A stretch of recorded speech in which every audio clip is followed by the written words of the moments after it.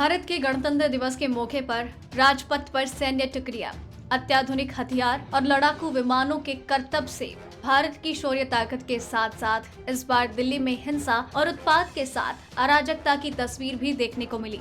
कृषि कानून के खिलाफ किसानों के द्वारा 26 जनवरी को निकाली गई ट्रैक्टर रैली के दौरान प्रदर्शनकारी पुलिस बैरिकेडिंग को तोड़कर सेंट्रल दिल्ली में जबरन घुसे और लाल किले की प्राचीर पर अपना अपना झंडा फहराया। ट्रैक्टर रैली के जरिए गणतंत्र दिवस पर किसान कौन सा संदेश सरकार तक पहुंचाना चाहते थे? साथ ही सवाल उठता है कि आखिर इस ट्रैक्टर रैली से किसानों से लेकर विपक्ष और सरकार को सियासी तौर पर क्या हासिल हुआ? किसान आंदोलन को गहरा झटका। कृषि कानूनों के खिलाफ पिछले 2 महीने से दिल्ली में चल रहे किसान आंदोलन को गणतंत्र दिवस पर ट्रैक्टर रैली के दौरान मचे उत्पात से गहरा झटका लगा। इतना ही नहीं, लाल किले पर राष्ट्रीय ध्वज तिरंगे के बराबर में सिखों के धार्मिक झंडे निशान साहिब को फहराने की देश भर में आलोचना हो रही है। यही वजह है कि किसान संगठन एक सुर में खुद को इस उपद्रव से अलग करने की कोशिश करते दिखे। किसान नेता राकेश टिकैत से लेकर हुन्ना मुल्ला और योगेंद्र यादव तक बैकफुट पर है और ट्रैक्टर रैली में बाहरी लोगों के शामिल होने की बात कर रहे हैं। बता दें कि गणतंत्र दिवस से ठीक पहले तक कृषि कानून के खिलाफ किसानों को लोगों का लगातार समर्थन मिला, जिससे केंद्र सरकार भी बैकफुट पर थी। इसी का नतीजा है कि सरकार लगातार किसानों के साथ वार्ता कर रही थी और कृषि कानून में कुछ संशोधन और 1.5 साल तक होल्ड करने का आश्वासन भी दिया। लेकिन किसान नेता कानून को पूरी तरह से रद्द करने की मांग पर जिद करते रहे। विपक्ष भी किसानों के साथ मजबूती के साथ खड़ा था, लेकिन 26 जनवरी की घटना के बाद किसानों के प्रति लोगों की सहानुभूति कम होने की संभावना दिख रही है, क्योंकि लोगों ने इस घटना की आलोचना की और विपक्ष ने भी इससे किनारा किया।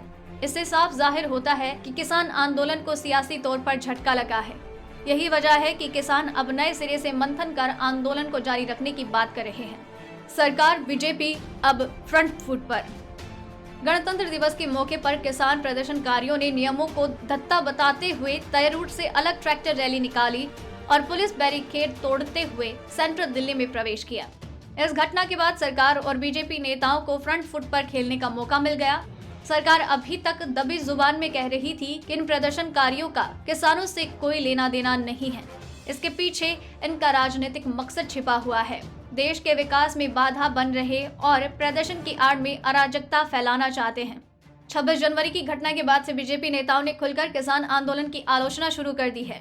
बीजेपी सांसद सुधांशु त्रिवेदी ने कहा कि किसान संगठनों ने किसी भी नियम का पालन नहीं किया। जिन शर्तों पर ट्रैक्टर रैली निकालने की पुलिस ने इजाजत दी थी, किसान आंदोलन और उपद्रवियों ने उसे पूरी तरीके से हाईजैक कर लिया। साथ ही बीजेपी प्रवक्ता गौरव भाटिया ने कहा कि देश की छवि धूमिल करने के लिए राजधानी में गणतंत्र दिवस जैसे मौके पर हिंसक प्रदर्शन की साजिश रची गई। जिन किसान नेताओं की अपील पर ये आंदोलन चल रहा है, उन्हें इस हिंसा की पूरी जिम्मेदारी लेनी होगी। विपक्ष ने भी किया किनारा। किसान ट्रैक्टर रैली के दौरान राजधानी दिल्ली में जिस तरह का उत्पात हुआ, उसके चलते विपक्ष ने पूरी तरह से किनारा कर लिया है। विपक्षी राजनीतिक दलों का कहना है कि हिंसा को किसी भी रूप में जायज नहीं ठहराया जा सकता। कांग्रेस, आम आदमी पार्टी, शिवसेना ने हिंसा की आलोचना की, लेकिन साथ ही साथ मोदी सरकार पर जुबानी हमला करने से भी नहीं चूके। किसानों के समर्थन में मोदी सरकार के खिलाफ लगातार मोर्चा खोलने वाले कांग्रेस के पूर्व अध्यक्ष राहुल गांधी ने कहा कि हिंसा किसी समस्या का हल नहीं, चोट किसी को लगे, नुकसान हमारे देश का ही होगा। देश हित के लिए कृषि विरोधी कानून वापस लो। इसके अलावा ममता बनर्जी, शरद पवार से लेकर तमाम विपक्षी दलों ने घटना की निंदा की, लेकिन साथ ही मोदी सरकार पर विफलता का आरोप मढ़ा। सदन में विपक्ष का मिलेगा साथ।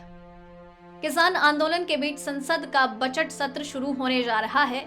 ऐसे में विपक्ष संसद में सरकार को किसानों के मुद्दे पर घेरने की रणनीति बना रहा था, लेकिन 26 जनवरी की घटना के बाद विपक्ष खुलकर किसानों के साथ अपने आप को खड़ा नहीं दिखाएगा।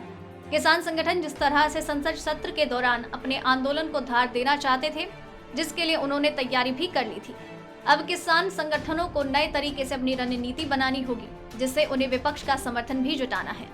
हालांकि कृषि कानून को वापस लेने की बात जिस तरह से अभी भी विपक्ष कर रहा है, उससे जाहिर होता है कि वो इस मांग को तो बजट सत्र में सदन में रखेगा ही, लेकिन किसान आंदोलन के करीब अपने आप को नहीं दिखाएगा।